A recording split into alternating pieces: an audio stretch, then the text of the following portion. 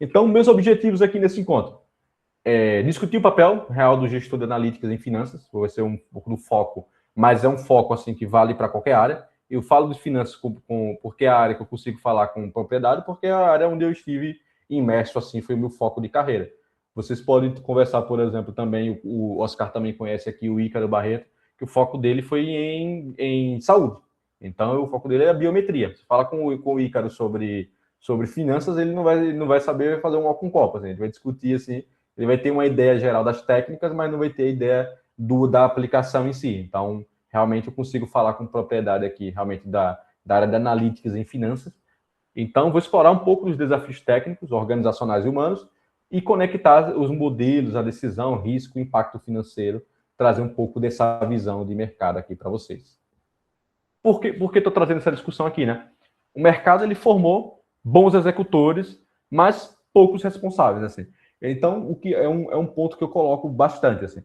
E aí é importante para vocês que estão entrando agora no mercado, que vocês tenham essa mentalidade, vocês entrem com uma mentalidade um pouco diferente da minha geração, da minha leva de profissionais que se formaram, que é a mentalidade de ser um executor ali dentro, um cara que só faz demanda, executa tasks, mas que não pensa no negócio como um todo. Então, esse é o ponto que eu vejo que o gestor ele precisa. Aliás, o gestor não, que a equipe precisa. Vocês, como recém-formados, vão precisar ter. Vocês entrarem sabendo que o quê? Olha, executar task, executar código, executar análise é só na raça ali no Python, pegar um Python e fazer um gráfico, não é algo que é compatível com o momento do mercado, tá? Na verdade, nunca foi. Eu digo que é um momento de mercado, mas nunca foi esse profissional que é um mero o cara que aperta botão, o cara que só digita código. Ele é um cara que ele nunca foi o cara bem visto pelo mercado, não, tá? Mas o cara que realmente é um cara diferenciado, aqui já dando a visão geral do que eu vou colocar, da mensagem que eu quero passar nessa apresentação, é o cara que conecta o técnico, aquele código, com realmente o que é que o negócio precisa. Então, imagina só que você está aqui, eu vou trabalhar alguns exemplos na apresentação, você é um cara que precisa, desenvolve modelos para o risco de crédito do Cencosud, e aí você sabe como ir lá na ferramenta, ir lá no Python, e codificar um modelo, pegar a base de dados e conectar o modelo, mas você entrega o modelo com a performance e você diz assim, pô, e aí? Qual é a resposta? O gestor vai olhar para você e vai dizer, tá, e aí? Muitas vezes o seu gestor nem é um cara técnico de estatística, ele vai ser. Ele vai dizer para você, tá, e aí? O que é que você quer me dizer com esse modelo que tem um KS de 35? O que é que isso me traz de retorno com relação ao que eu já tenho hoje e o que em relação ao que eu pretendo ter de estratégia de acordo com a companhia pretende fazer?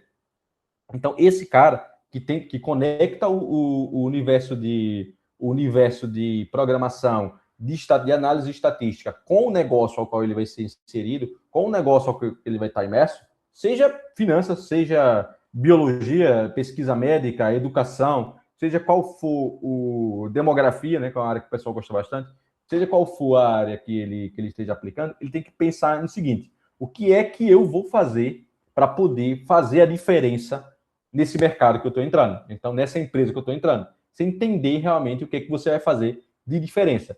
Porque, sobretudo, aí sim é um contexto de mercado daqui para frente, o cara que é um mero executor, cara, a IA faz, entendeu? É realmente, esse cara é o tipo de cara que vai ser substituído por uma IA. Não é o cara que é simplesmente o estatístico, o cientista de dados, o programador, ele simplesmente não vai ser, vou substituir tudo por uma IA. Não. O cara que é simplesmente um robô na prática, nas suas atitudes no dia a dia, é que vai ser substituído por uma IA. Porque se eu posso simplesmente economizar e ainda não ter que lidar com gestão de pessoas, com legislação trabalhista, porque o cara é um mero executor e eu posso colocar para programar num prompt ali de um Cloud Code, de um GPT, por que eu vou estar com esse cara? Se eu simplesmente posso pagar menos e ainda ter algo que efetivamente eu consiga gerir de uma forma mais direta, sem tanto problema. Então, esse tipo de profissional que só repete procedimento, que só executa código e que não agrega em nada na estratégia da companhia, esse é o cara que vai ser substituído por um IA, porque ele não faz diferença nenhuma em relação ao que o mercado já tem hoje de ferramenta. Então, para que ficar com esse cara? Esse é o cara que realmente o mercado não precisa hoje. Então, o mercado precisa são pessoas que sabem de estatística, que sabem de programação, que elas vão chegar e vão fazer uma análise, uma avaliação e vão conseguir falar, olha, isso aqui, essa carteira de crédito, ou essas pessoas aqui, essa pesquisa médica que a gente desenvolveu, ela tem tal resultado por causa desse motivo, e se a gente fizer essa variação, por exemplo, mudar o tamanho da amostra, mudar o tamanho da base de dados, mudar um pouco o público, a gente vai conseguir ter esse e esse incremento, ou então essa e essa redução. Então, essa avaliação crítica, a IA ainda é muito ruim para fazer. Isso aqui eu digo para vocês com tranquilidade, porque eu vou mostrar no estudo que eu fiz o estudo que eu vou apresentar para vocês, que eu vou trazer na quinta-feira, eu fiz duas versões dele. Eu fiz uma seguindo a IA, o que a IA estava me dizendo, e aí verifiquei o resultado, e depois eu fui lá e fiz realmente fazendo uma gestão muito maior do que a IA estava me entregando, e aí a gente vai ver a diferença de resultado entre o que a IA puramente fez e o que a IA assistida, assim, por um profissional efetivamente entregou de resultado. Então, essa é a diferença, assim, do cara que vai ser substituído por um IA ou não. Então, essa é a visão, assim, que eu tenho para o mercado e que eu acho importante trazer para discutir aqui com vocês, para vocês já pensarem, já saírem para o mercado com uma outra visão de visão de mercado. De não ser apenas aquele cara que sabe o que é um H0, um H1, mas sim entender o que é que o H0 vai implicar na decisão, na pesquisa que está sendo feita, no teste que está sendo feito. O que é que isso aqui, esse H0 ser rejeitado, ele vai implicar na pesquisa, no desenvolvimento que está sendo feito. Então, essa é a mentalidade que vocês têm que ter. Não ser um cara que decora coisas, mas ser um cara que sabe interpretar e aplicar essas coisas no contexto que for proposto para você. Então, essa é a visão geral que eu tenho do mercado hoje. Pensando sobre modelos, então, modelos erram, decisões custam dinheiro. Então, a gente sabe que um modelo, que um teste estatístico, ele não é, a gente sabe, a gente tem o nosso nível de significância, a gente sabe que aquele modelo, a gente não tem como garantir que aquele modelo, que aquele teste ali, ele vai ser 100% certo. Ele vai errar. Só que você precisa mitigar, ou seja, reduzir ao mínimo possível esse erro e garantir que esteja em padrões controláveis, em padrões aceitáveis, para que isso não quebre a empresa, para que não mate um paciente, para que isso não realmente não tenha um impacto negativo naquilo que a gente estiver desenvolvendo. Um gestor, aqui na ótica de um gestor, ele é quem responde quando tudo está errado, dá errado. Então, quando você fazendo parte da minha equipe, e aí você colocando fazendo alguma bobagem ali, caso alguma análise sua você seja errada e passe por mim, quem vai ter que responder via de regra sou eu. Então, o gestor o líder é o cara que tem que absorver e segurar o papel quando as coisas dão errado. Então, por isso que a equipe, um líder, um gestor, ele precisa garantir que a equipe ande em um ritmo adequado, senão fica muito ruim para ele ter que justificar, ter que ficar realmente corrigindo os erros e tendo que expor a equipe dele frente à gestão superior, frente à diretoria. Então, isso é muito ruim. E por isso é importante vocês terem essa visão que quando vocês cometem erros assim que poderiam ser evitados por imaturidade mesmo assim, então realmente é um problema realmente para o gestor também. Então não é só vocês que acabam se ferrando, o gestor também acaba tendo que ficar exposto realmente frente à própria gestão dele. O papel do gestor, o que é o gestor aqui de analíticas de analytics, data science e finanças? Então, é um arquiteto de decisões. Então, em cenário de incerteza, é aquele cara que vai construir esse tipo de cenário de decisão, que vai usar os insumos que a equipe vai produzir para poder auxiliar a gestão, a estratégia da empresa a tomar decisões de formas adequadas. É um cara que vai ligar o que é técnico. Então, imagina só que a minha equipe, hoje, pensando na minha equipe, ela é uma equipe que ela entende muito de desenvolver modelo. Mas aí o gestor, ele precisa, eu já tive até, né, até trazendo para vocês um ponto prático da Casas Bahia, eu tinha um analista que ele era um cara que ele programava muito em Python. Ele programava demais, ele é um cara que manjava assim de um nível que, tipo, eu não sei se eu provavelmente nunca vou conseguir chegar no nível desse cara naquela época. Ele programava uns códigos que às vezes se tornavam funcionavam muito bem, mas às vezes para mim, que já conhecia Python, era difícil de entender a lógica aprofundada que ele desenvolveu para fazer aquele código. O cara manjava demais. Só que era um cara que ele não queria entender de negócio. Então ele não queria entender o que era que aquele modelo ali impactava na decisão de negócio, ele não conseguia discutir. Então esse cara teve que dar uma chamada nele. Mesmo ele sendo um cara top demais, entendendo muito do técnico, entendendo como era que executava as coisas, mas ele não queria entender onde é que aquele negócio, aquele modelo ali, aquele negócio que ele fazia, impactava na operação. E isso aí, muitas vezes, gerava, ele acabava gerando modelos, estudos, que performavam muito bem, só que na cabeça dele, porque quando eu olhava a métrica puramente, realmente estava muito bom. Mas chegava em um nível que as métricas apenas do modelo não são relevantes, acabam se tornando irrelevantes para ganhar dinheiro com aquela operação. Ou então acabava aumentando demais a complexidade computacional do que estava sendo realizado. Então, não fazia sentido se você chegar a ser um cara extremamente técnico e que na hora de entregar e agregar resultado, você não consegue trazer valor de fato. Você apenas consegue trazer números, técnicas, códigos e não consegue ter um impacto efetivo em negócio, não consigo defender o seu trabalho. Então, foi um cara que eu tive que realmente dar uma chamada algumas vezes, para poder fazer com que ele realmente tivesse um pouco dessa maturidade técnica, para poder acompanhar assim, o ritmo do que eu estava precisando ali. Então, é um ponto que vocês precisam ter, entendeu?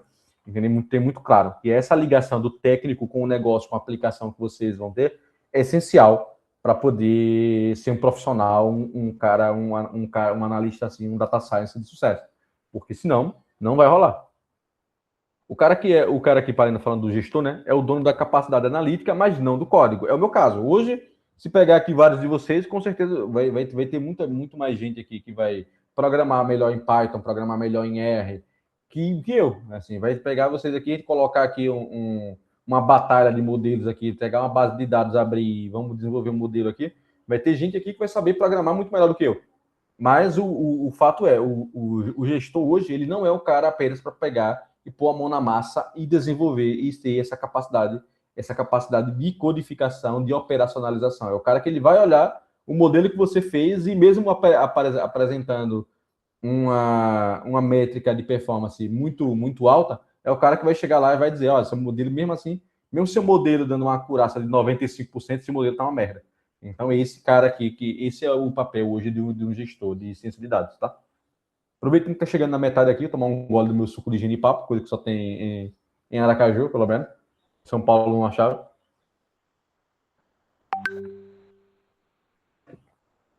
Vamos molhar a garganta. Até agora, pessoal, tranquilo. Tem mais alguma dúvida que surgiu?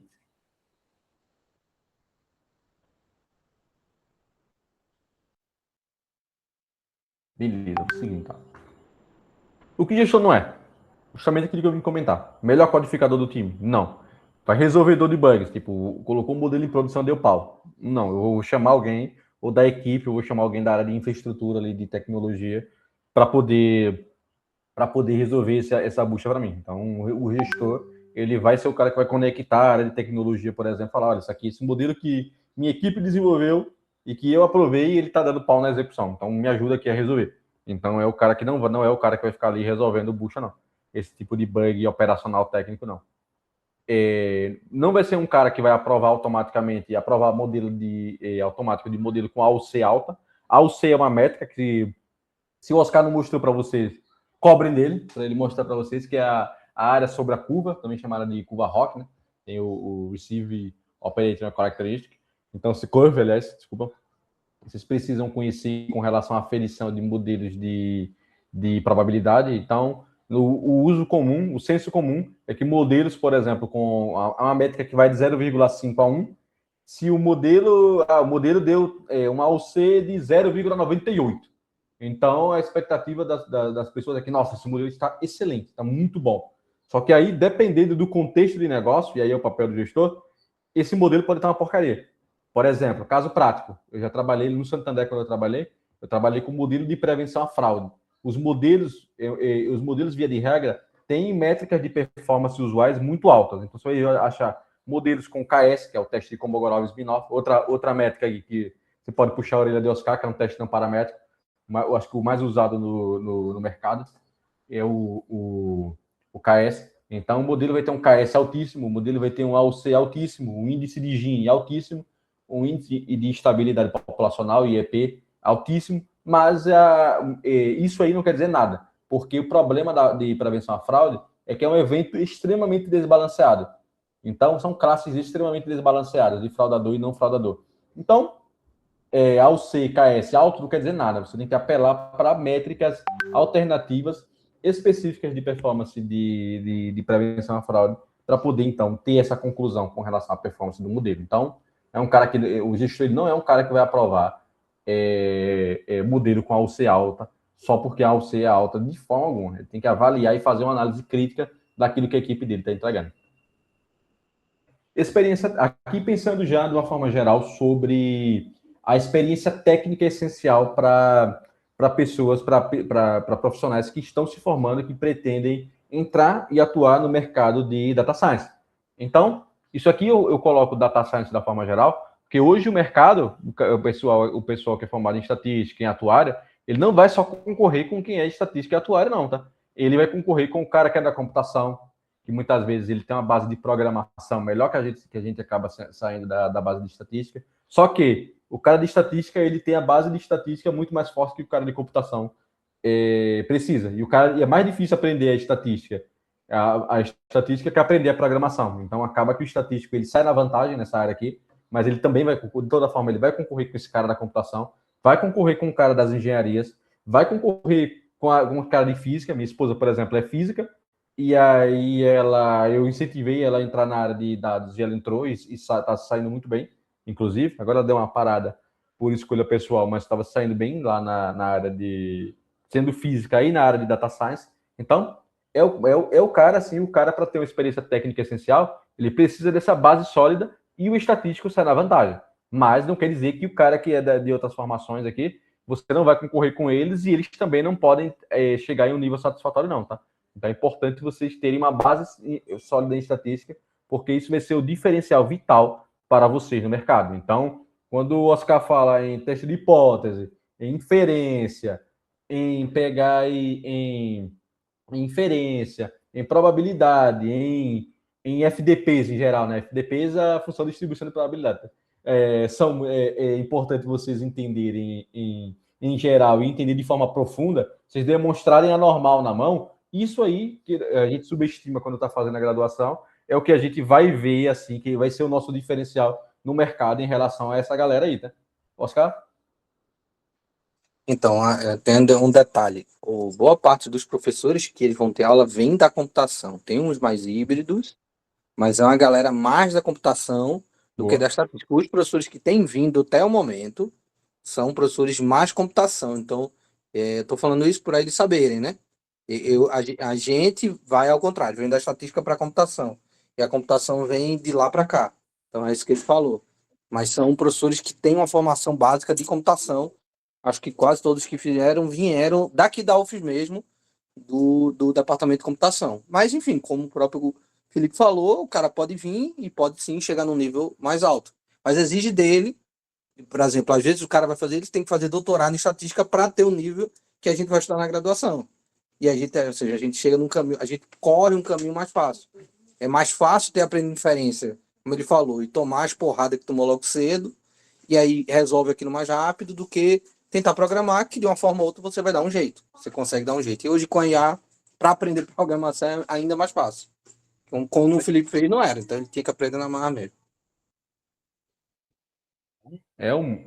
Acaba sendo essa visão de mundo aqui que o Oscar trouxe. Então, um outro ponto aqui é a compreensão de viés, variância, estabilidade, entender esses conceitos que não são, que aparentemente se cruzam, mas que são vitais para vocês entenderem essa visão de mercado. Capacidade crítica, sobretudo, esse é o ponto aqui que eu bato mais forte. Capacidade crítica, precisam ter capacidade de pegar uma métrica, de pegar um modelo, de pegar um problema de negócio e falar, pô, isso aqui não tá legal, isso aqui não vai funcionar, isso aqui não atende a necessidade. Então, muitas vezes acontece, e aí eu vou exercer isso com vocês na quinta-feira, tá? Já fazendo já dando um CTA já para a próxima sessão, que é justamente um ponto assim que vocês precisam sabe, ter capacidade crítica, e isso aqui vai ser ainda mais vital agora em tempos de IA, porque a IA vai soltar um resultado, e aí se você é um cara que não tem capacidade crítica, que não entende, você vai dizer, pô, e agora? Vou aceitar aqui o que essa IA está me dizendo, ou eu pode ter algum chabu nessa porcaria aqui e eu não vou, isso aqui, aprovando isso aqui, ou rejeitando isso aqui, eu vou me ferrar. Então, se você não tem a capacidade crítica para poder discutir o que é que está sendo feito, o que é que está sendo entregue pela IA, o que é que está sendo entregue pelos outros membros da equipe, por outra avaliação alguma avaliação, algum estudo que outra área está propondo, e aí você recebe esse estudo e você não sabe como criticar, então você acaba se tornando um cara fraco tecnicamente e que acaba não sendo uma pessoa com um potencial, com uma característica diferenciada no mercado. Então, é essencial ter essa avaliação crítica, até fazendo até citando aqui uma outra pessoa que eu conversei até com o gestor dela, e que vai vir aqui também, eu estava vendo, Oscar, o Tiago de Jesus.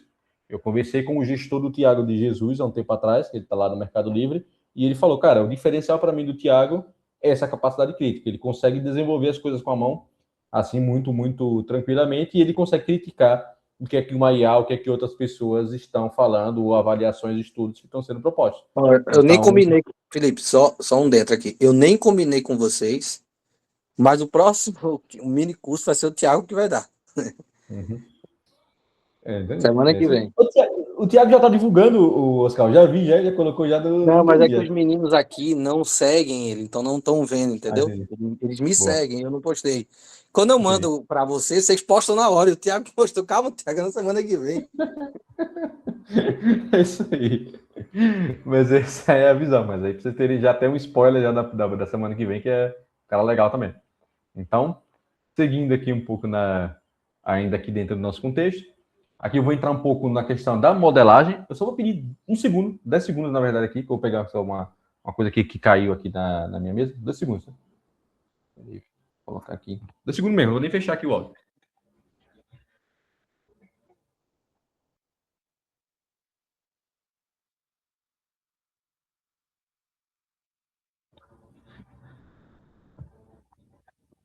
Pronto, voltei. Então, entrando aqui um pouco específico, um tópico um pouco mais específico com relação à modelagem. Então, assim, falo de modelagem realmente porque foi meu foco de carreira. Eu acredito que talvez muitos de vocês não tenham esse foco em desenvolver modelos, em ir para a linha financeira, mas aqui realmente é onde foi meu foco de carreira, e aí é realmente como eu consigo, é a partir de onde eu consigo situar muito bem vocês no mercado. Então, por exemplo, métricas aqui que são métricas muito conhecidas, estimativas do setor financeiro, como PD, LGD, EAD, elas são instrumentos financeiros que são necessários entender.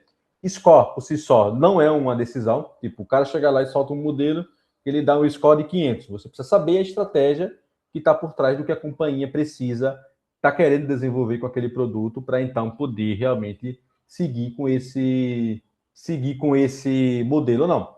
A importância da segmentação e policy rules aqui, né, regras de política, e regras de política aqui em crédito é algo essencial, porque o que é uma política, tá? Uma política é um documento que ele vai reger e vai dizer como é que a instituição vai agir diante de diferentes cenários. Então, imagina só que o cliente ele tem um score, um modelo de score, um modelo de um score de 600.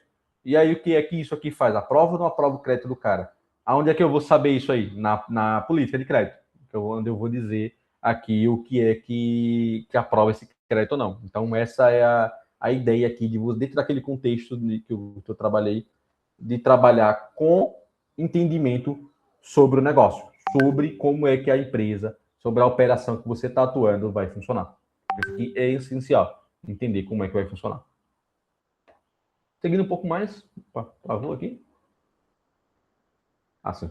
Métricas e ilusões, e aqui vem um pouco dos erros e acertos que eu comentei com vocês. Pessoal, sempre que vocês forem fazer uma análise de alguma métrica, por exemplo, aqui eu peguei muito no pé da AUC, por exemplo, que é a métrica de performance de modelo, mas você precisa entender, por exemplo, imagina só que a moda de uma determinada medida de bioimpedância do IMC, por exemplo, o IMC é mais conhecida, a média do IMC deu 22 e a moda deu 15. O que é que isso quer dizer? Não importa, assim não é algo assim diretamente você olhando o rótulo ali, a métrica, por si só ela não quer me dizer nada.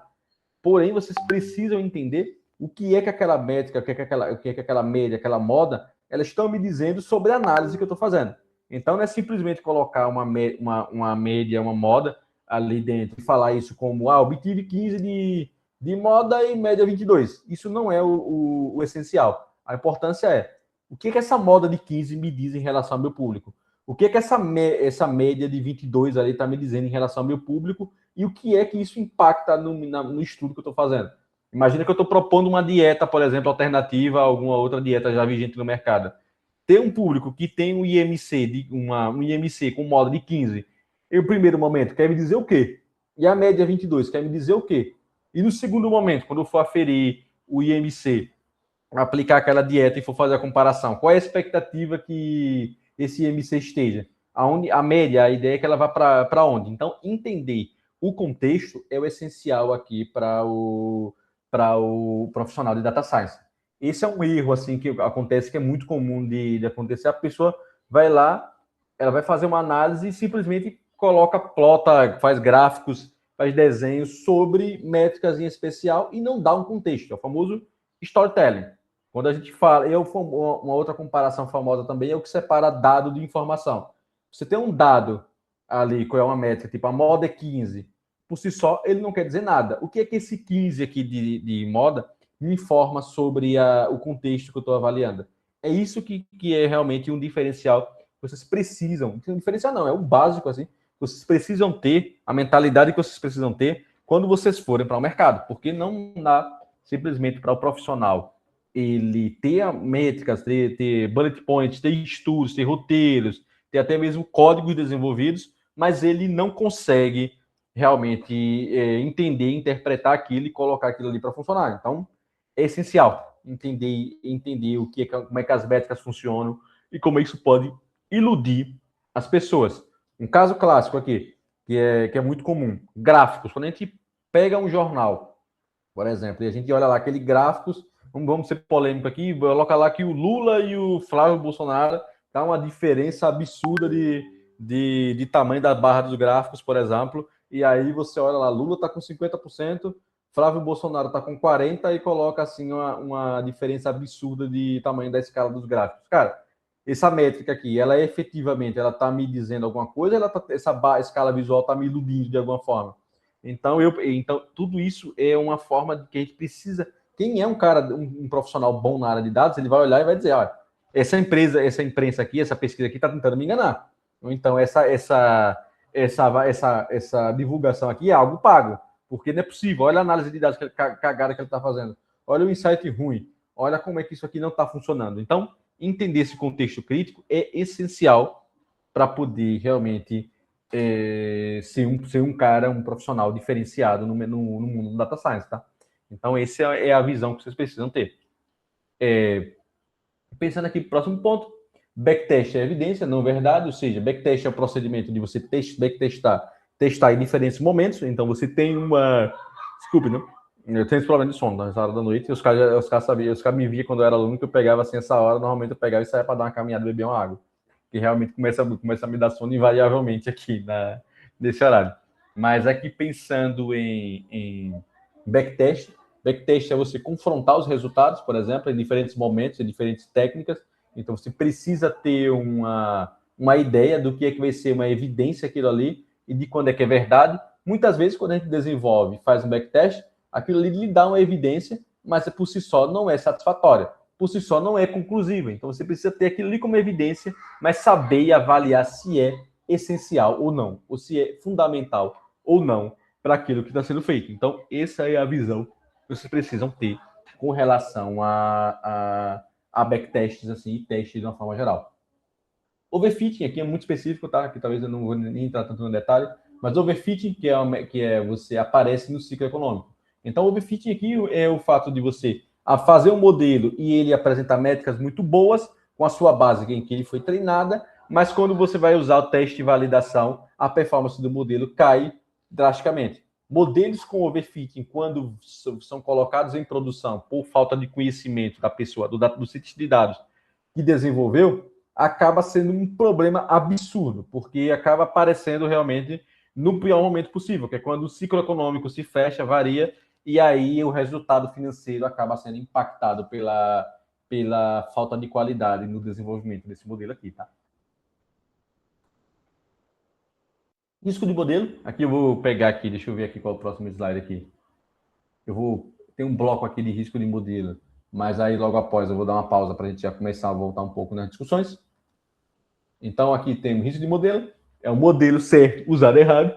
Então, é um dos riscos, assim. Tipo, você tem um modelo que foi bem desenvolvido, mas na hora de... Lembra do que eu falei?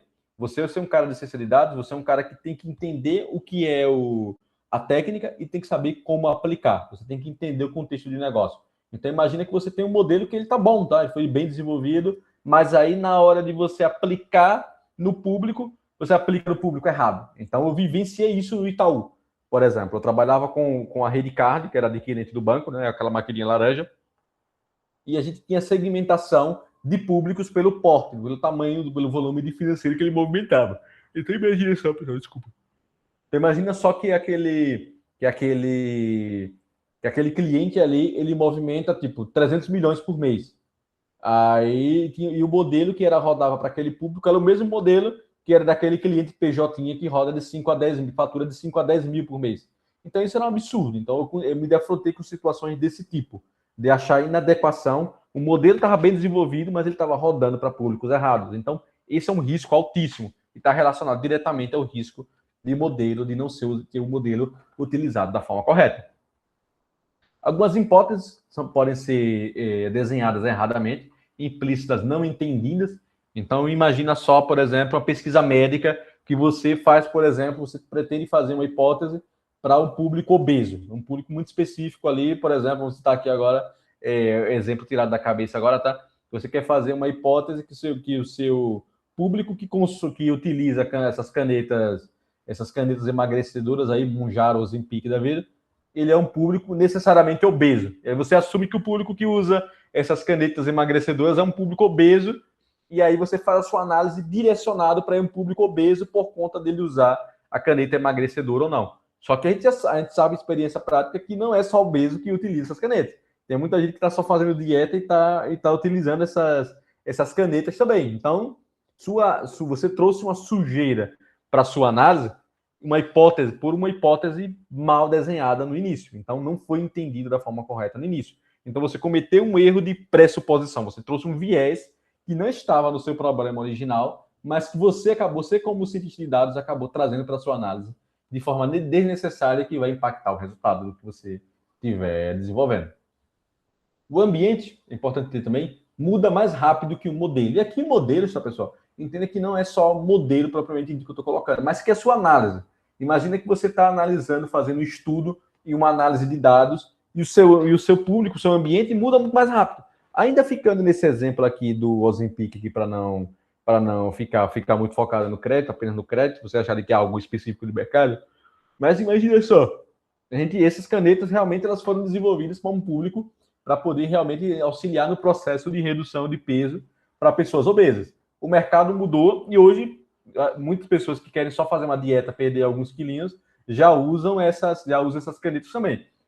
Não é fácil dizer, e aí eu espero que não, mas uma projeção catastrófica, que pessoas que estejam no peso, mas que não queiram engordar, comecem a utilizar ainda mais essas canetas. Então, imagina só agora que vai ter quebra de patente, quebra de registro, na verdade, da Ozempic, por exemplo, quanto de farmacêutica pequena que vai estar fazendo esses modelos, essas canetas, a preços mais acessíveis, e aí pessoas vão estar utilizando de uma forma errada, de forma indiscriminada. Então, o seu ambiente mudou. Aquela análise que você fez em um momento A já está totalmente diferente porque o ambiente mudou e já está B. Aí, quando você menos espera, o ambiente já está C. Então, o ambiente muda muito mais rápido. Uma carteira de crédito muda muito mais rápido. O público que vai fraudar uma instituição muda muito, muito mais rápido ainda. Então, é importante ter essa leitura de cenário, essa leitura de ambiente, para poder fazer uma avaliação adequada.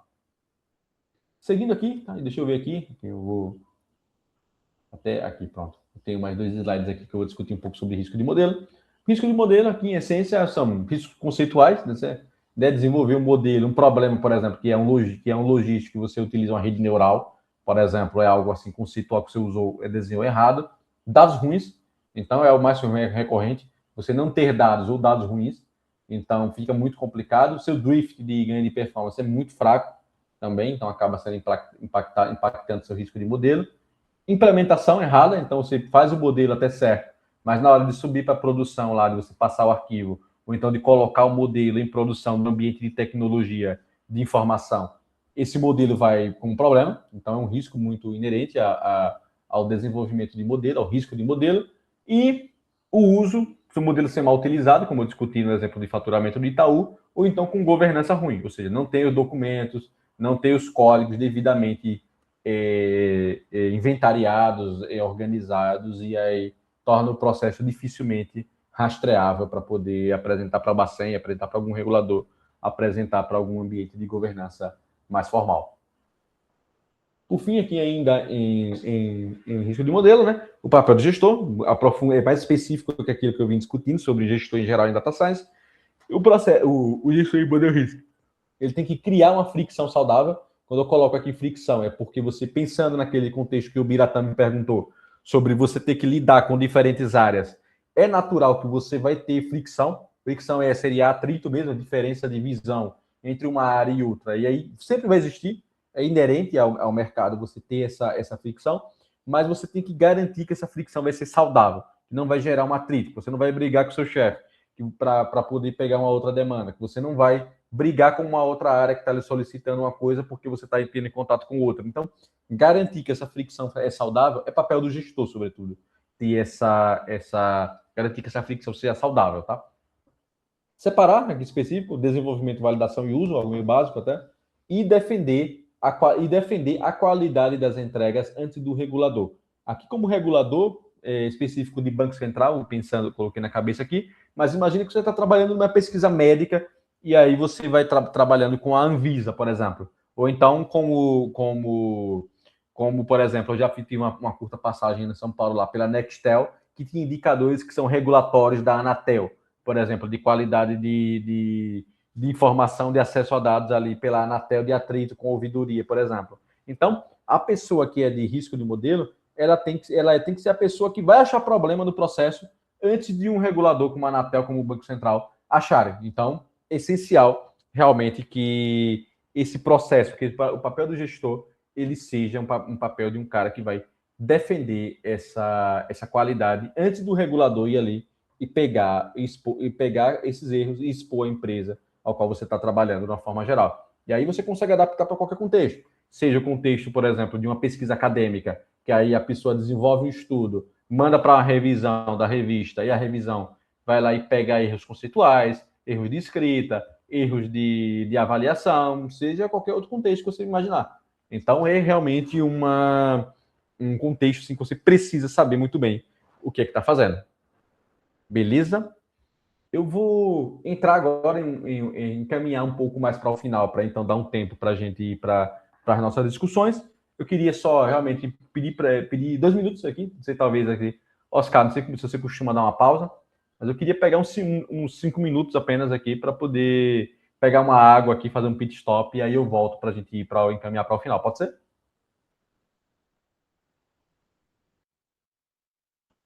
Os caras não falam nada, então eu Claro, já claro. autorizei que pode ser, tá? Você oito e comanda meia eu tô de tudo. volta. 8h30 eu tô de volta, não demora, vou voltar você rapidão.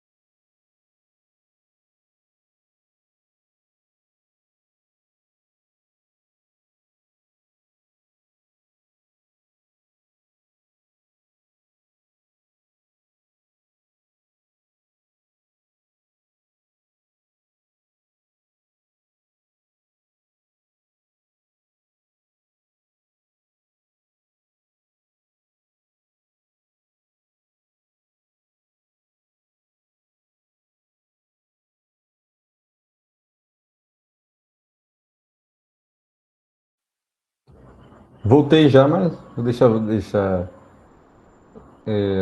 mais 2 minutos para o pessoal da Tempo, né? Falei que eu voltava 8h30.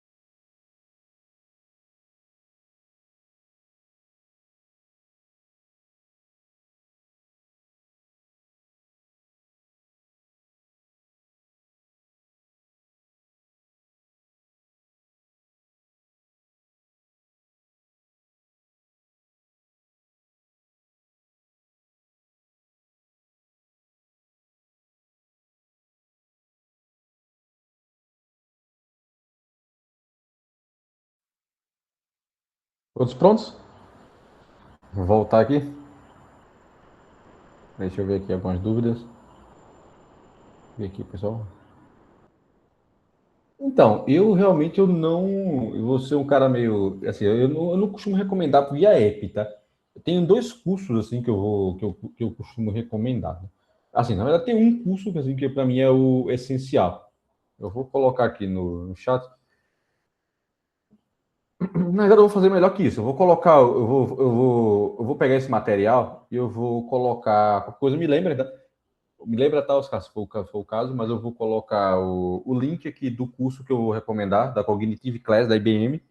Até tenho que ver se ainda existe esse curso, mas é um curso assim, que me permite aprender muita coisa de Python, muita coisa de R até mesmo, né? Fortalecer um pouco o R, mas eu foquei muito em Python, foi o que eu usei para aprender Python assim, meio que do zero. Já conhecia R, mas aí no mercado me defrontei muito com Python, então usei esse curso, esse programa de estudos para estudar em Python. Então vou deixar ele aqui no slide, aqui no último slide que eu estava alimentando aqui, vou colocar também. Vou colocar agora o meu canal no YouTube também, que vou começar a trazer um conteúdo um pouco mais técnico também, um pouco lá. Cara, assim, para mim, assim, posso ser um cara da velha guarda, mas eu gosto muito de livro, tá? Então, eu tenho aqui uma penca de livro aqui, tô fazendo um monte de projeto aqui. Eu tô fazendo tô gravando um vídeo até lá para o canal. E justamente eu vou comentar sobre essa visão, assim, de carreira. Não tá aparecendo também, né? Mas esse aqui é um Data Science do zero. É um livro muito bom. Então, eu estou gravando um vídeo para o meu canal, que vai ser justamente sobre dicas de como começar em ciência de dados. Recomendo que se inscreva. Vou deixar o link também no material lá no final das contas. Mas aí vou deixar as redes sociais em geral, né? Mas eu realmente sou um cara meio analógico, assim, eu vou mais para livro e aí vou passar essas recomendações de livro também, aí vou colocar o final, tá? Eu já estava fazendo um slide que não deu tempo de terminar, que era com as minhas redes sociais, eu vou colocar já os links já direto assim para a compra desses livros que eu acho legais, tá? Vou disponibilizar esse material, vou deixar esse último slide com minhas redes sociais e minhas recomendações de curso e livros. Beleza? Vou até anotar aqui para não esquecer, mas esse é um bom ponto. Vou colocar aqui slide, aí canal, LinkedIn, LinkedIn, aí livros, link e Cognitive Class. Cognitive Class. Bem, eu vou colocar esses materiais lá no final do slide. Assim que terminar aqui, eu já vou lá e finalizo esse slide que eu estava fazendo. E aí já disponibilizo para vocês. Eu peço para o Oscar disponibilizar para vocês esse material. Beleza? Então, pessoal, vamos voltar aqui. Eu vou abrir mais um tempo aqui para a gente. Vou olhar se tem mais alguma dúvida também. vou olhar, e aí ao final eu vou pegar e vou colocar aqui para gente discutir, né? Abrir um pouco o espaço para tirar mais dúvidas. Eu vou trazer aqui alguns pontos adicionais para a gente colocar e aí a gente vai discutir. Eu quero discutir um pouco com você sobre IA, tá? O grande tchan dessa apresentação, no final das contas, eu vou tirar já esse elefante da sala. Eu vou discutir no final sobre IA e como é que ela impacta aqui no nosso universo de ciência de dados, tá? Até justamente um pouco esse o foco do vídeo que eu tô gravando. Estou gravando aos pedacinhos aqui para poder realmente dar um conteúdo bem completo, assim, uma visão bem geral, assim, para ser mais abrangente. Mas quero finalizar essa visão aqui para trazer para vocês esse conteúdo que eu trouxe, e aí no final a gente discute um pouco mais sobre IA. Mas então, aqui um pouco do que eu falei com vocês sobre contexto, sobre experiência de negócio, que é o essencial para quando a gente vai entrar no mercado. Então, claro, até um ponto relevante, né? Vocês podem perguntar, ok, Felipe, mas eu me formei agora, como é que eu vou ser um cara que vai ter experiência de negócio? Cara, pense o seguinte, você é um júnior, você vai entrar como um júnior, ninguém vai querer que ninguém vai exigir que você seja um cara que vai dominar o negócio, vai saber, por exemplo, entrar no Cencosud e saber qual é o perfil de crédito da carteira do Cencosud. Não é isso, você precisa ter isso no momento zero. Mas essa tem que ser a mentalidade que você vai precisar ter para obter esse conhecimento. Então, por exemplo, eu estava conversando eu troco algumas ideias com o Túlio, que é o gestor ali, fundador da iCred, aqui, que é uma empresa grande aqui de Sergipe, também focada em crédito. Pessoal, estão me ouvindo? Ah, tá. Deu uma travada aqui também. Eu converso um pouco com o Túlio, que é o gestor da iCred, empresa de crédito aqui de Sergipe também. E aí, imagina que vocês entram para... Até tem aluno da UFES que entrou lá recentemente na iCred, tá? Eu não lembro agora o nome do rapaz, mas capaz de vocês já conhecerem, capaz até de estar aqui. Eu conversando com ele, a ideia não é que vocês entrem na operação já sabendo o que é o essencial. A ideia é vocês entrarem com essa gana de não ser um mero apertador de botão. Você não ser um cara digitador de código. Você tem que ter a ideia de você, no dia zero, você começar a entender que negócio é esse, que empresa é essa, aonde é que eu estou, em que pesquisa científica eu estou fazendo. Isso aí é o essencial, é o que se espera, que você seja um cara interessado em saber o contexto em que você está inserido. Então, por exemplo, eu vou começar semana que vem em uma empresa que é diferente do que eu vinha trabalhando já. Então, é uma empresa financeira dentro de uma empresa de tecnologia. Eu estou muito mais acostumado a trabalhar em banco, por exemplo. Então, eu vou entender qual é essa empresa, qual é a minha operação, qual é o objetivo da minha área, qual é o contexto da empresa, do grupo de tecnologia como um todo. Então, qual é o sentido, qual é o propósito, aonde é que eu posso agregar valor, aonde é que eu posso fomentar, o que é que eu posso trazer de ideia, qual é o viés que eu vou ter para poder realmente ganhar produtividade, ganhar realmente ser um cara que vai agregar valor ali na instituição. Então, eu tenho que pensar nisso já de cara, já vou entrar com esse viés. É esse viés, essa mentalidade que vocês precisam entrar quando vocês entrarem no mercado. Vou entrar na empresa farmacêutica, precisa ter esse viés. Vou entrar numa empresa de crédito, vou ter o viés de entender o que, é que eu preciso. Vou entrar numa empresa de educação, que seja, para ser um cara que vai contribuir com concursos, por exemplo, que é uma empresa que o Ícaro foi meu colega, ele estava trabalhando até onde eu conheço, empresa de concurso. Então, o que, que essa empresa faz, o que, que ela exige, o que, que eu preciso entender para poder ser um cara diferenciado aqui nessa empresa. Então, essa é a visão, tá? Que se precisa ter, que eu vou bater na tecla aqui com vocês, que é o diferencial de um profissional, de um data science que chega na empresa e que realmente é um cara que tende a ser bem sucedido. Beleza? Então, impacto financeiro do erro. Então, quando acontece algum erro, você precisa entender qual é o impacto financeiro, qual é daquilo ali. Impacto financeiro também, foquei no erro aqui, mais do que você está agregando. Então, fiz um processo novo, fiz um estudo novo. Isso aqui vai ajudar a empresa a ganhar quanto quanto em dinheiro, quanto em performance, qual é a ideia, qual é a redução de custos também, qual é a otimização técnica que vai ser trazida. Então, entender o impacto do que está sendo feito é essencial. Entender o trade-off, aqui ainda focando em crédito, mas com o trade-off de crescimento versus inadimplência. Então, entender que tudo é um risco. Então, normalmente, quando a empresa cresce, ela está trazendo também ou algum risco também correlacionado a isso, que ela vai estar mais exposta. Então, qual é o trade-off? Aonde é que ganhar mais carteira, ganhar mais receita pode afetar a rentabilidade? Então, entender como é que isso funciona é essencial assim para um bom profissional. Estresse não é hipótese, é inevitável. Cara, você não tem. As empresas contratam a gente para resolver problema. Se vai resolver problema, então você vai ter problema.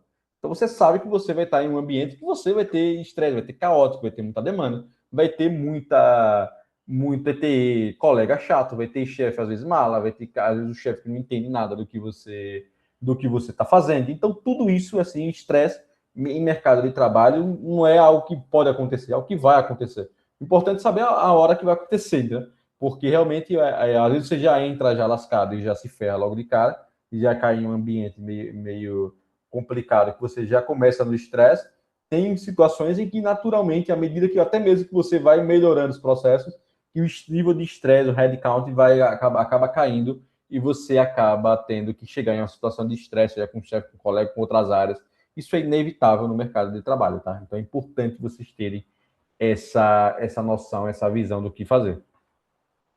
E como é. Não ter ilusão de que vou entrar na empresa, até mesmo em concurso público, vou entrar lá e vou ser o cara que vai ficar lá de boa. Conheço realmente pessoas que trabalham no Banco do Brasil, por exemplo, que são concursadas, na Caixa Econômica, na Caixa Consórcios. Os caras entraram lá e mesmo assim tem bucha pra caramba para resolver. Então, essa ideia também de concurso público ser só suave na nave não é tão verdade nos dias de hoje, tá? Então tem que entender que tem que ter certo nível de produtividade e de contexto para poder realmente ser um profissional de destaque. Pensando um pouco ainda no setor financeiro, queria trazer essa visão para você de entidades dentro do setor financeiro, né? É meu foco. Bancos tradicionais, as fintechs, é importante saber a diferença. Então, bancos vão ter governança forte, uma menor flexibilidade, é o caso do Bradesco, é o caso em que a XP estava se tornando. Então, eu estava até contribuindo para aumentar essa governança e para deixar as coisas mais travadas. Então, isso é típico de ambiente com maior necessidade de controle. Fintechs é uma agilidade maior, mas tem muito risco operacional. Era o caso da Cora, onde eu estava trabalhando, em que as decisões eram muito rápidas, mas aí dava muito pau, dava muito problema e às vezes não achava que conseguisse resolver. Então, muito diferente o ambiente, a forma de trabalhar. E o gestor, o analista, o data science tem que adaptar o rigor ao contexto. Então, como é que você não tem como exigir muita governança aqui de processo numa fintech? Eu também não tenho como deixar as coisas muito frouxas em um ambiente de um banco. Então, esse é o papel assim que o gestor precisa adaptar e que a pessoa que trabalha com dados e vai entrar em uma situação nesses tipos de empresa, elas vão se defrontar também. Então, isso aqui é essencial. Erros comuns. Time orientado apenas ao C, algo que eu já comentei bastante aqui, orientado apenas a métricas superficiais. A governança, muitas vezes é vista como burocracia, mas é essencial para a execução adequada dos processos, sobretudo quando são processos regulados, como Anvisa, Anatel, ANEEL, Bacen, CVM. Então, é essencial que a governança, que os processos sejam estruturados e também o gestor ficar distante da decisão. É o caso, em algumas vezes, que eu me vi também, que em alguns momentos eu cometi esse erro, de ficar um gestor muito hands-on, muito mão na massa, desenvolvendo modelo, desenvolvendo teste, fazendo apresentação, e na hora da decisão, assim, eu acabava ficando distante, era um cara que muitas vezes não conseguia me afastar do processo decisório, sendo que era para estar à frente do processo decisório. Então foram erros, assim, até que eu já cometi, mas que é o essencial que vocês não cometam também. E são erros, assim, que hoje eu, pelo menos, eu já não procuro não cometer mais. Então, é essencial ter essa visão aqui de que precisa estar perto da decisão, sobretudo gestão, tá? Habilidades essenciais. Então, aqui específico em gestão também, contratação e desenvolvimento de pessoas. Então, eu como gestor, eu não só quero contratar as pessoas, como também eu preciso desenvolvê-las. Imagina só que eu vou contratar algum de vocês para minha equipe. Eu já sei que vocês são as pessoas que não têm a experiência e contexto de negócio. Esperado, né? Eu creio que, falando de uma forma geral aqui, pensando no meu universo, né? Talvez tenha gente aqui que já tem até mais bagagem. Mas pensando assim, o padrão, assim, é a pessoa se formar e não ter essa visão de mercado inicialmente. Então, eu preciso saber contratar a pessoa, o perfil que está mais alinhado com a minha estratégia de desenvolvimento. Uma vez contratado, como eu vou treinar essa pessoa e vou desenvolver essa pessoa? Eu passei por uma situação na XP, por exemplo, que eu contratei um rapaz que ele era um cara que ele trabalhava com um risco muito específico. E é um risco que eu não entendia muito. Então, justamente por isso eu contratei ele, para ele ser a pessoa que eu que ia ser, para mim, uma referência dentro do time que iria suprir até a minha necessidade em relação a esse risco específico. Só que ele, por sua vez, ele não conhecia do processo de validação de modelos, mas eu tinha esse domínio. Então, eu trabalhei o quê? Para desenvolver, pegar esse conhecimento que ele já tinha, e que era complementar ao meu, e desenvolvê-lo no ambiente de validação de modelos. E aí entender os desafios dele, ver como é que ele ia se desenvolver e o como ele ia se identificando com os processos da área. Então, foi algo assim fundamental, foi algo assim essencial, é essencial para um gestor realizar esse desenvolvimento e para a equipe assim saber se aproveitar desse gestor, aproveitar do conhecimento e usufruir e cobrar dele que esse desenvolvimento seja realizado. O gestor ele também define o padrão técnico, então é o cara que não pode deixar as coisas muito soltas, ele vai dizer à equipe dele exatamente como é que ela vai funcionar as coisas. Tem a priorização e alocação de recursos, ou seja, eu sei que o Matheus, por exemplo, que é o rapaz que eu contratei, ele dominava risco de mercado. E eu tenho um processo de risco de mercado e um de risco de crédito, então eu vou alocar o Matheus ali naquele momento ali, para poder risco de mercado, porque ele vai ter mais vazão, e eu, que sou um cara experiente em crédito, eu vou lá e pego na mão assim, vou desenvolvendo o processo de risco de crédito. Então, é muito do gestor de saber alocar os recursos assim, a depender do deadline das atividades. É muito comum isso aí. E uma comunicação clara com a alta gestão. Então, eu tinha que reportar diretamente para o vice-presidente. Então, eu tinha que conversar direto com os vice-presidentes lá da XP, especificamente o vice-presidente de riscos. Então, é o cara, assim, o C-Level, é o cara que eu tinha que conversar com ele e mostrar o que é que a área estava sendo feita, como é que a área estava sendo construída. Então, era algo assim, essencial. Pensando como formação de times, complementaridade, não sei se fala essa palavra, acima de perfis iguais, então é um ponto que eu sempre gostei, de contratar times que tenham pessoas que complementem, sobretudo, o meu conhecimento. Então, eu procurei contratar o Matheus, que tinha conhecimento que eu não tinha domínio, então eu estava contratando uma outra pessoa que ia ter uma outra bagagem complementar à minha. Então, é assim que eu gosto de lidar e formar meus times. Então, um pouco específico, modelagem, validação e analítica, aqui não vou entrar nesse detalhe, e tem que entender, assim, a cultura acima de ferramentas. Então, mais que o cara saber programar um Python, saber programar um SAS, eu precisava que o cara entendesse e se adequasse bem à cultura da empresa e à cultura da área, para poder, então, investir nesse cara. Desafios aqui desafio na formação de times, aqui dando uma ótica de gestor, mas algo que é essencial, sobretudo, para vocês terem em mente, que é a escassez de profissionais completos. O que é profissional completo? Esse cara que eu citei para vocês. É o cara que não é só um cara técnico, é o cara que ele tem vontade de aprender sobre o negócio, ele tem vontade de entender como é que se desenvolve, como é que as coisas se conectam. Então, esse é realmente um profissional muito escasso. Esse é o cara que não vai ser nunca demitido por um IA. Esse é o cara realmente que eu procuro, que o mercado procura e que realmente consegue chegar a patamares de salário diferenciados. Então, é por conta dessa escassez aqui. Esse é o tipo de profissional que é escasso no mercado. Então, esse é o tipo de profissional que eu acho que vocês devem mirar ser. Esses caras aqui, que tem essa visão global, essa visão holística dos processos. Então, na mesma linha, excesso de foco em performance isolada é o cara que, eu trabalho com Python. E aí desenvolve modelo em Python. E essa é a função do cara. Então, é um cara assim que meio que ele é monoatividade. Então, tipo, é muito ruim de você atuar, mesmo como gestor, assim, atuar com um cara que trabalha dessa forma. Porque ele acaba dando muito trabalho para poder desenvolver e entregar de forma satisfatória. Aqui em específico, diferença de linguagem entre técnico e negócio, é necessário entender, a gente já discutiu bastante.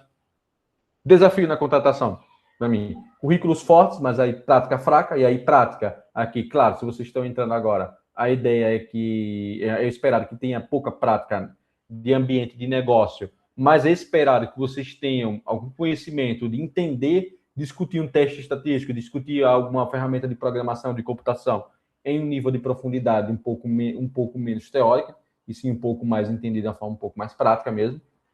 Dependência excessiva de ferramentas, aquilo que eu falei, o cara que é do Python, o cara que é do R.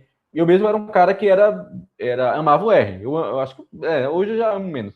Mas eu amava o R e para mim, eu me via sendo um cara que programava apenas em R. Só que o mercado exigia Python. Então, eu ia ficar preso ao R? Não, fui e comecei a aprender Python. Justamente no curso que eu vou deixar o link aqui para vocês. É um curso gratuito, tá? Não acharem que eu tô fazendo jabá nem ganho comissão. Mas eu vou deixar um curso gratuito muito bom e muito sintético aqui para vocês aqui da IBM. Espero que esteja ativo ainda, tá? Tem tempo que eu não entro. Mas pouca, aqui já é específico aqui de risco, dificuldade em avaliar pensamento crítico. Então, é desafio assim para na hora de contratar. Perfil de time ideal. Especialistas em modelagem, assim, ou especialistas em data science, dá para colocar aqui de forma geral. Profissionais focados em aqui também específico em validação e risco de modelo. Analytics voltada à decisão, essa questão. Fazer os estudos, fazer as análises de dados, mas pensando em processo de decisão. E complementaridade acima de perfis iguais também, ponto que eu já bati.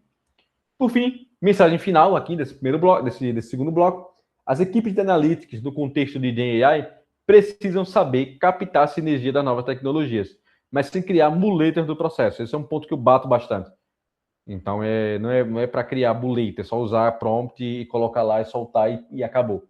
É preciso saber fazer isso, ganhar, ser ganho de produtividade. Conhecimento técnico precisa convergir em algum momento para a necessidade de negócio, que eu falei para vocês. Vocês não vão se formar e ser um cara que vão dominar o negócio, mas esse conhecimento precisa convergir para a necessidade de negócio. E equipe técnica não são milhas, mas as pontes para uma empresa se desenvolver e escalar operações. Então, nada do cara, o cara é de infraestrutura e só mexe com aquilo. O cara é de BI e é daquilo. O cara é engenheiro de dados e é daquilo. Não. Ele precisa ser um cara que tenha vários conhecimentos. Então, isso é essencial assim para o desenvolvimento da equipe. Me aqui com o Lucas. Esse curso é bom, tá, Lucas? Eu já vi. Tá, esse cara é bom nesse canal desse curso em vídeo. Então, realmente, essa é a mensagem que eu queria deixar para vocês. Tem um slide aqui adicional, mas que eu não cheguei a terminar a tempo ainda, que é onde eu vou colocar aqui as minhas redes sociais, né, meu LinkedIn, meu canal no YouTube. E vou deixar aqui as recomendações de livros já com links direto da Amazon, aqui o link do canal, até já direto para vocês. E o link desse curso da IBM aqui, da Cognitive Class, que ele tem. Vou deixar o link da trilha em Python, mas tem muita coisa mais ali que dá para explorar também. Então, é uma plataforma meio bagunçada, mas que é raiz. Assim, você tem muito conteúdo bom para vocês aprenderem lá. Beleza? Então é isso, pessoal. Quase queimei aqui o tempo, não deixei quase nada para a gente conversar ao final. Mas me diz aí, o que é que vocês acharam? O que é que vocês têm de dúvidas? O que é que vocês querem perguntar adicional aqui? Para a gente poder discutir, fazer uma discussão um pouco mais ampla. Eu vou deixar tentar só um adendo. Vou deixar um pouco mais para aprofundar essa discussão sobre IA lá no bloco 2, tá? Na quinta-feira, porque realmente eu vou mostrar um case feito com IA. Então, essa discussão sobre IA eu vou deixar lá para o próximo bloco, porque já quase deu a hora aqui, às 9 horas. Eu não quero passar do limite que a gente deu. Beleza? Daí, podem mandar ver.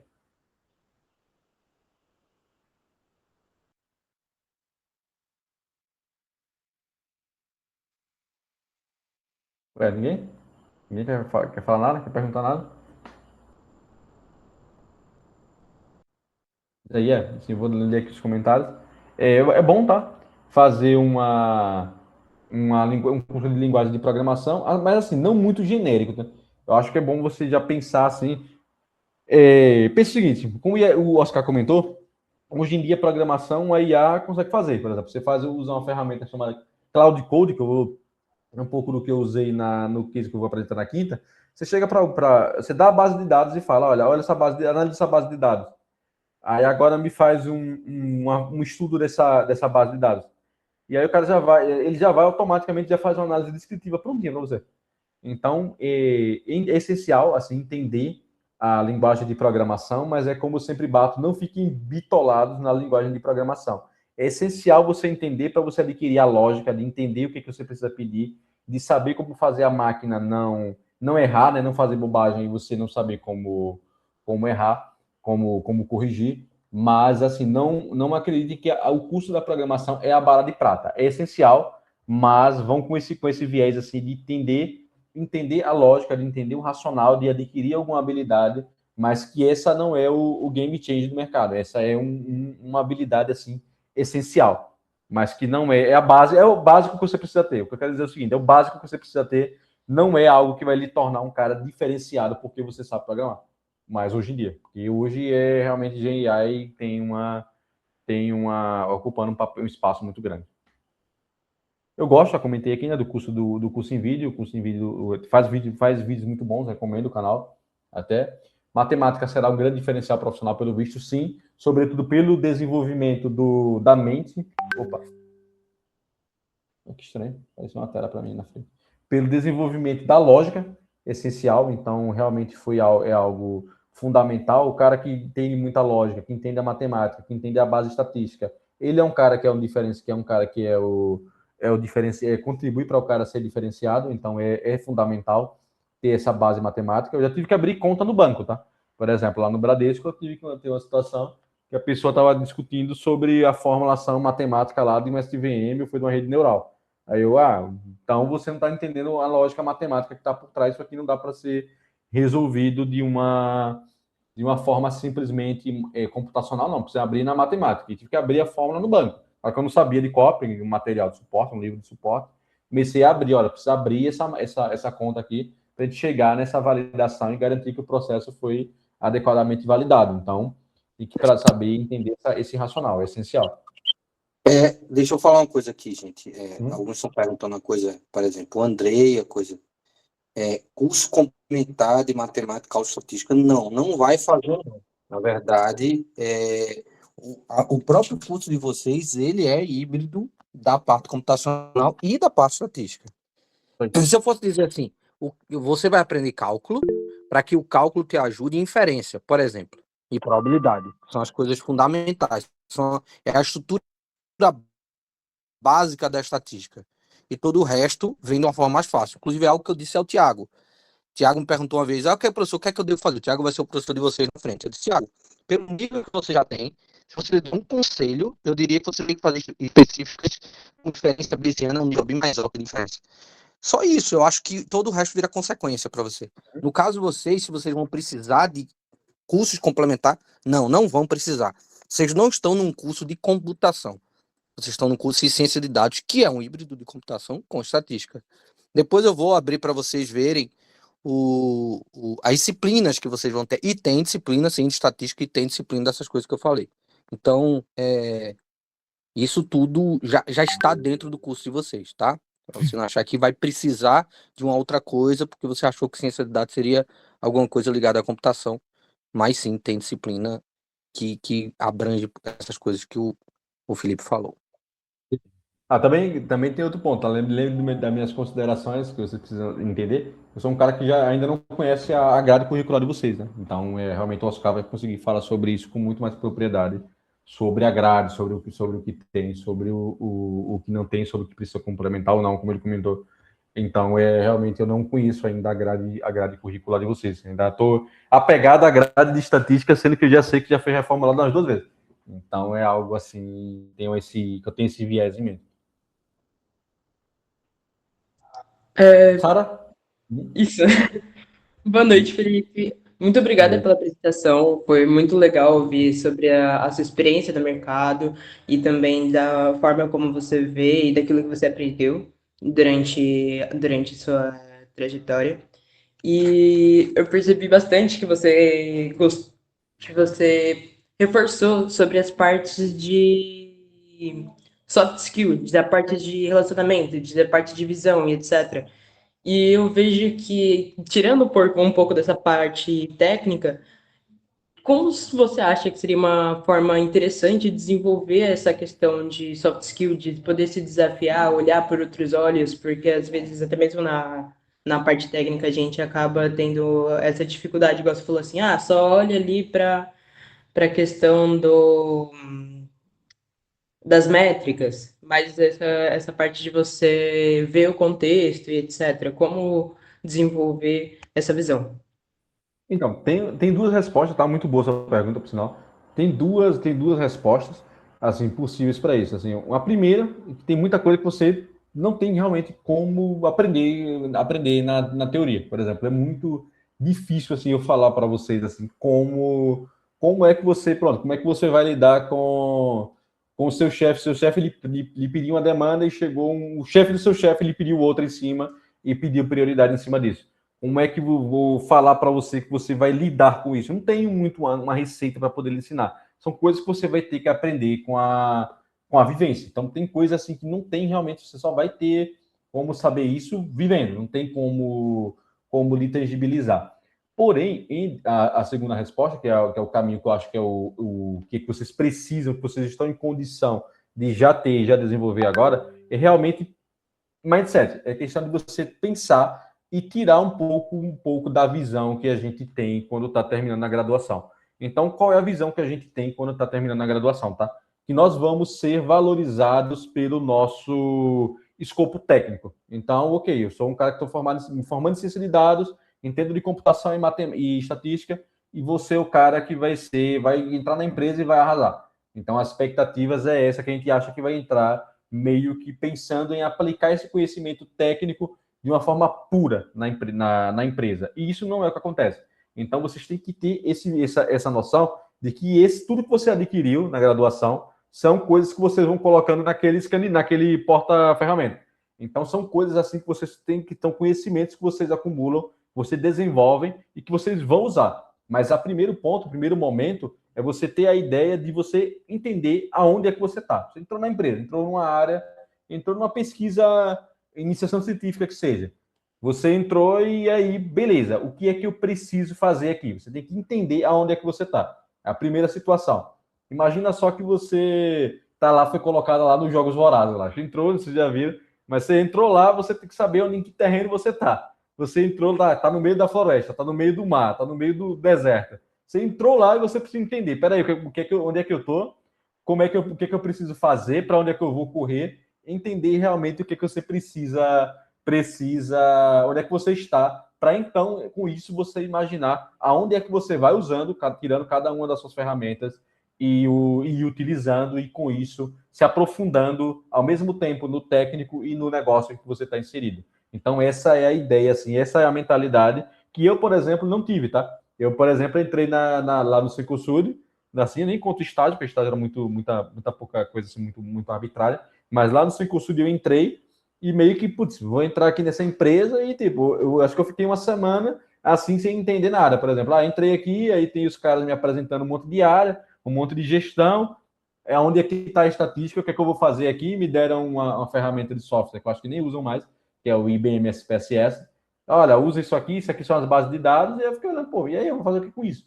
Entendeu? Então é importante vocês entrarem com essa mentalidade, de que vocês precisam entrar ter um mindset de você entrar em um lugar e entender o contexto onde você está inserido, para aí, então, pensar em utilizar essas ferramentas. E não de chegar já pensando em aonde é que eu vou utilizar essas ferramentas. É essa visão que eu acho importante vocês terem já de cara. O resto tem coisas assim que só na vivência mesmo e no bom senso é que vocês vão calibrando e vão entendendo à medida que sua carreira vai se desenvolvendo. Entendi. Muito obrigada pela resposta. Eu só tenho mais uma dúvida, na real, e nem é para você, mas para o Oscar, porque eu achei hoje muito interessante e eu queria perguntar para ele sobre estudar a possibilidade da gente gravar enquanto está nesse período online, para a gente conseguir revisitar posteriormente. Eu não tenho problema nenhum. Pergunta ao Felipe, pergunta aos professores. Para mim, problema zero. Pergunta a quem está dando aula se é um problema para ele. Se não for, pode sim gravar. Beleza. Eu não gravei, na verdade, porque realmente não me atentei a isso. Poderia gravar e devolver para vocês. Como o Felipe tem contato com você, disse a mim que parte dos que ele está falando, ele já tinha falado em vídeo, né? Realmente eu não me atentei a precisar necessariamente gravar. Mas sim, pode gravar, não tem problema. Se o professor disser ok, para mim é ok também. Então, ok, da minha parte, pelo menos, na próxima já dá pra gente gravar. A próxima é meio ruim de gravar, porque vai ser um negócio mais freestyle, assim, eu já tenho tenho uma apresentação montada, mas vai ser algo que eu vou mostrar para vocês e vou colocar realmente discutindo um pouco mais com vocês, assim, para a gente ir mostrando e discutindo com vocês a importância de cada coisa. Então, vai ser algo assim que eu vou tentar trazer para vocês até uma visão um pouco mais hands-on, tá? E aí eu queria muito que a etapa vocês já fossem tirando as dúvidas, entendendo, para vocês entenderem um processo de análise de dados na prática, e aí vocês já terem uma visão um pouco, vocês chegarem, vamos dizer assim, um pouco menos crus no mercado, já entendendo um pouco de como é uma análise de dados dentro de uma companhia, né? Mas pode gravar. Beleza, pessoal? Mais alguma dúvida?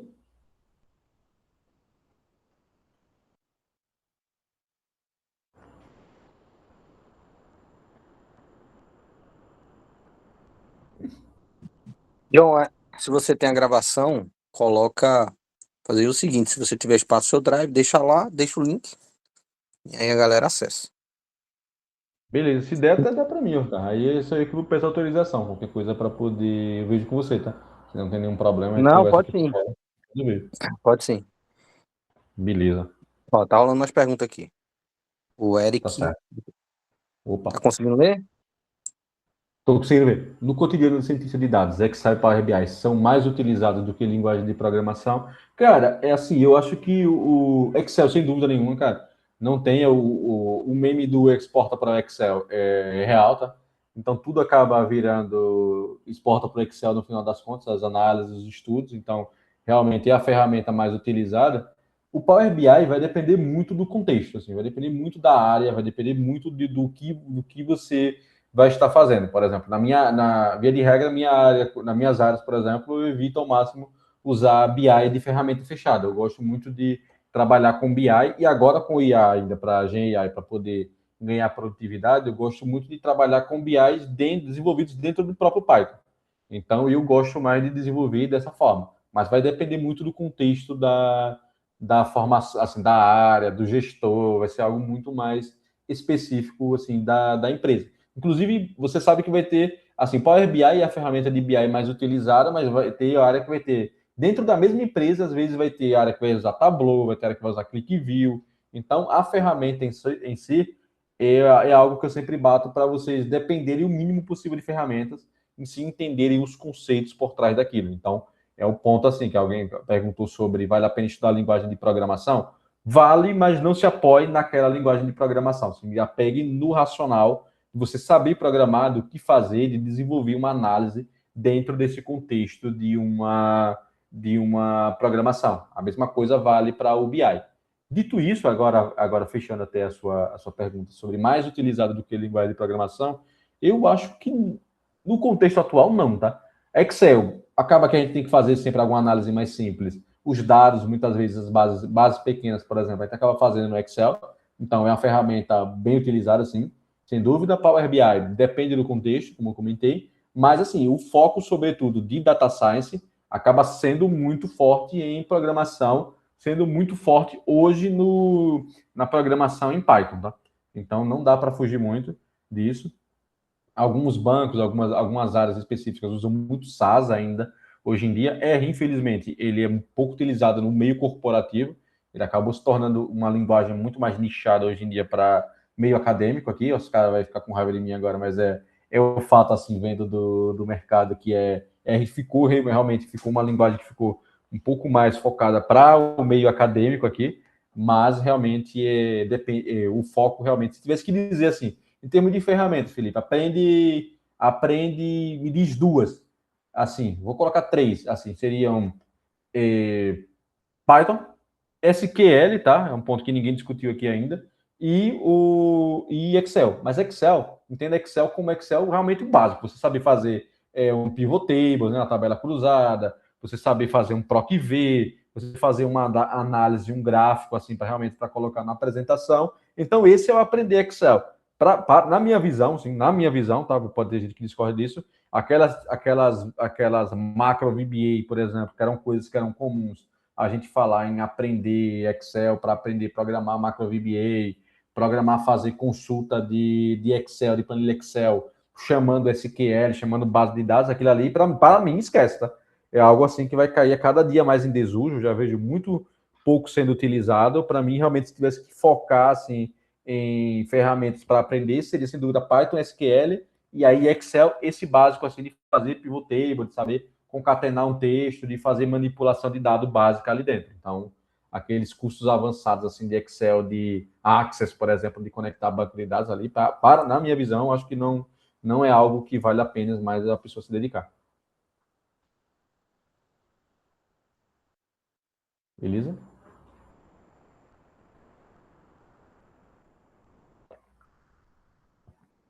Beleza, pessoal, mas pergunta? Eu vou terminar aqui, tá? Esse slide aqui que tá vazio aqui, eu vou terminar ele agora, assim que a gente fechar aqui. Eu já vou colocar já minhas redes sociais aí, o LinkedIn e o canal no YouTube. Vou colocar também o link do curso e o link dos livros, assim, que eu acho os três assim mais essenciais aqui. E se puderem, se forem comprar pelo link do link que eu vou deixar aqui, que é o link do canal, e aí já dá aquela força também. E aí, assim, a gente vai conversando. Se tiverem mais dúvidas, vão trazendo mais dúvidas para a próxima aula, que aí a gente dá um tempo, talvez tenha tempo ainda para a gente discutir um pouco mais. A gente vai discutir um pouco mais na quinta-feira, beleza? Eu vi aqui o Biratã. Além do mercado financeiro de dados, é comum atuar aumentando os ganhos em outras áreas como indústrias, também, não só a indústria pensando, por exemplo, eu fui chamado uma vez para trabalhar na Johnson Johnson, por exemplo, estava lá em São Paulo e aí eu ia trabalhar na Johnson Johnson, ia ser numa operação que ia ser, mas acabava entrando na área farmacêutica, que era a ideia de ser um cientista de dados, novos medicamentos iam sendo desenvolvidos, e aí eu entrava como o cientista de dados que ia acompanhando meio essas pesquisas acadêmicas e ia ali junto com aquele médico para mostrar do ponto de vista estatístico, do ponto de vista da análise de dados, casar o contexto de base de dados, de análise de dados, de medicamento, com a análise dos números ali propriamente dito. Então, aquilo ali foi um mercado assim muito potencial assim com relação à indústria. Eu conheço pessoas que trabalham, por exemplo, no grupo Votorantim, lá na área trabalhando com cimento, trabalhando com desenvolvimento de bens industriais, assim, com ferro, indústria siderúrgica. Dá para atuar, assim, em várias indústrias, tá? Porque realmente meu foco, foi muito um foco muito específico no segmento financeiro, e eu conheço algumas pessoas muito fortes, assim, do segmento de pesquisa médica. Mas realmente eu vejo profissionais que trabalham com ciência de dados em tudo que é área que você puder imaginar. Pesquisador em educação, por exemplo, então cientista de dados que trabalha em universidades privadas, por exemplo, pensando em desenvolvimento de educação. Há pouco tempo atrás eu estava cogitando me candidatar a uma posição na Croton, que a Croton, deixa eu pensar aqui em uma marca que eu não conheço nenhuma marca aqui em Sergipe, está forte. Mas pensa na Estácio, por exemplo. A Estácio é dona da fase ali. Então, é desse ramo aí de universidade, de faculdade, para poder acompanhar, auxiliar no desenvolvimento dos alunos, nas notas, na dificuldade dos alunos. Então, tem mercado muito forte. Eu realmente aqui me foquei muito no mercado financeiro, porque foi algo assim que desde o ensino médio era algo que eu queria entrar. Então, fiquei muito focado ali no mercado financeiro. Mas, por exemplo, eu já fiz projeto na Anatel, na Nextel, que era indústria de telefonia. Eu sei que conheço pessoas na área de dados, da Vivo também, que é muito forte lá dentro, então é indústria telefônica. Conheço pessoas que trabalham na área de energia elétrica. Então, tem mercados que as pessoas se desenvolvem assim, ganham dinheiro para todo lado. Eu, sinceramente, se pedir minha opinião, né, e é uma opinião totalmente contaminada, a área financeira é a área que tem mais chance de dar certo. Assim, o cara que ele vai para a área de dados do setor financeiro, ele tem uma chance maior de dar certo porque o mercado é muito grande, né? Até tem, tá, Biradã? Tem a mesma até tem a remuneração, sim, tá? Agora a questão é que realmente acaba o cara que acaba indo para uma outra indústria, assim, fora do financeiro, da área financeira, acaba sendo visto pelo mercado como um cara muito nichado. É isso que eu tenho experiência em ver. Assim, o cara que vai, por exemplo, para trabalhar na indústria, na área de eletricidade, ele passa muitos anos ali, ele acaba sendo um cara meio que descompassado, visto como alguém que não é tão adaptável para outros mercados. O cara que é do setor financeiro, por exemplo, é comum ser chamado para outras áreas, para todas essas áreas aí, farmacêutica, indústria. Mas o cara que ele foca no setor assim, de outras indústrias, ele dificilmente ele vai ser chamado por um banco, por exemplo, para trabalhar lá, porque acaba se tornando um cara visto pelo mercado como um cara muito nichado. Então, é um pouco dessa visão de mercado que eu tenho hoje. Assim, o setor de finanças, para mim, o setor financeiro é mais legal. Então, tanto pelo fato do que eu gosto do objeto de estudo, assim, de inadimplência, de CRM, de prevenção à fraude, como também, então, a cada dia mais se surgem divisões financeiras dentro de empresas que não são financeiras. Então, por exemplo, eu vou trabalhar na área financeira da empresa de tecnologia.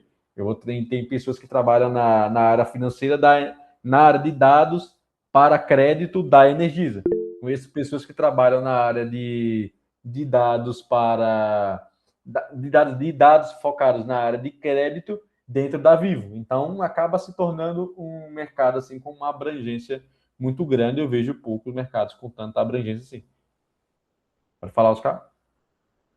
Só para responder o Biratã, por exemplo, a universidade de distância, ela foi pensada para dar conta das indústrias da região de distância. E aí você vai me perguntar, tem área na indústria? Tem, muita. Já teve alunos nossos que já estão trabalhando em indústrias, a instância, e as empresas estão pagando tudo. Você quer fazer MBA, não sei o que, ele financia tudo seu. De tão valioso que é. O cara saiu da graduação e disse que pagava tudo que ele quisesse para estudar. Então, para você entender como havia já um valor. E eu me lembro que eu tive uma conversa com ele e disse a ele, ó, você vai mostrar seu valor lá, se mostre proativo, não fique passivo nos trabalhos, mostre como você é bom, que a empresa vai precisar de outra pessoa para dar conta de tanto dado que ela tem. Em 6 meses, o mesmo cara me perguntou, cadê o outro Jonas? E era Jonas que foi. Então, assim, eu quero dizer com isso é que já a UFES que vocês estudam, que Felipe, ele não estuda em São Cristóvão, ele estuda em instância, ela foi pensada para a indústria. Pode olhar os cursos, engenharia têxtil, pode olhar engenharia de produção, são cursos da indústria. E ciência de dados foi pensado para isso também.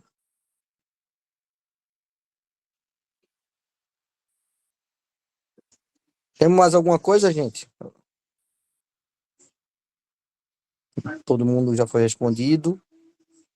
Então, maravilha. Queria agradecer mais uma vez o Felipe. Quinta-feira estaremos aqui de novo, né? Valeu, pessoal. E agradeço o tempo dele, né? Para estar aqui conosco. E é isso, gente. Né? Daqui a 2 dias vocês já estão com ele e vão ter. E o valor que ele está trazendo aqui para vocês é único, né? Depois vocês vão fazer a parte chata, que vai ter as matemáticas e tal. Então, assim, é bom que ele fala, porque vai parecer que eu ou qualquer professor vai falar, não, isso não serve para nada. É importante que ele fale dessa importância para que vocês entendam que se vocês querem vislumbrar ganhar grandes salários, exige essa base muito forte. Senão você não chega lá. Né? É importante o Felipe ter dito isso, porque se fosse eu, docente, professor universitário, tá falando, não é isso? Mas o Felipe falando, o valor aumenta ainda mais. Tá bom, gente? Obrigado. Só E um tamo comentário, junto. Oscar. Eu tô falando isso porque eu lembro que eu teimava quando o Oscar, por exemplo, era um dos que falavam isso, que precisava ter uma base matemática, assim, e eu mesmo era um dos caras que não davam valor, tá? Mas aí quando cheguei no mercado eu vi que não, isso aí isso aí realmente se tornou um ponto diferenciado. Então, realmente, aquilo que ele falava lá na graduação não era balela, não. Na prática, eu acabei vendo isso bem forte no mercado, tá? Porque o Desculpa, Oscar, meu interromper. objetivo, quando eu falava com eles, vou falar isso para vocês, é o seguinte: eu não estou formando a base, não. Eu estou formando a casta superior. Então a gente está formando para quem vai lá para cima.